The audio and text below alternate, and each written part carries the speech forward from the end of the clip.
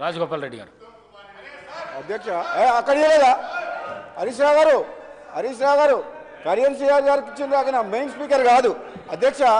నేను పదే ఎందుకు అడుగుతున్నా అంటే నన్ను తర్వాత నేనే నెక్స్ట్ స్పీకర్ని, కానీ నేను గతంలో చెప్పినా మళ్ళీ చెప్తున్నా మళ్ళొకసారి.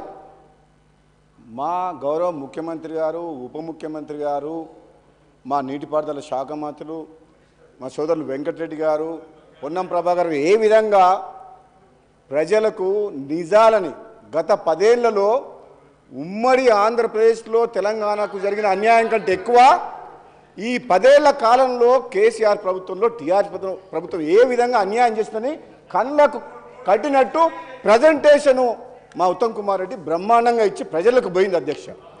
ఇప్పటికి కూడా వాళ్ళు చేసిన తప్పుల్ని ఒప్పుకొని మా కుటుంబ దాహం కోసం, అధికార దాహం కోసం, అవినీతి కోసం ఆ వైఎస్ జగన్ తోటి ఒప్పందం కుదుర్చుకొని ఈ ఎంపీ సీట్లు అయితోటి బీఆర్ఎస్ అనే పార్టీ పెట్టి ప్రధానమంత్రి కావాలి, నేను నా కొడుకుని ఇక్కడికి ముఖ్యమంత్రిని చేయాలని ఒక ఆలోచన, దుర్మార్గమైన ఆలోచనతో తెలంగాణ ప్రజలకు అన్యాయం చేసిన మాట వాస్తవం.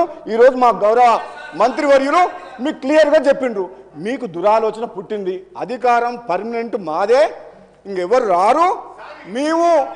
మీరు ఏనాడైతే బీఆర్ఎస్ అని పార్టీ పెట్టి తెలంగాణ పదం తొలగించిండ్రో తెలంగాణ ప్రజలతో ఉన్న పేగుబంధం తెగిపోయింది, మీ పని కథం అయిపోయింది. ఎందుకు అధ్యక్ష ఏం మాటలది? నోటికొచ్చినట్టు అబద్ధాలు ఆడుతున్నారు.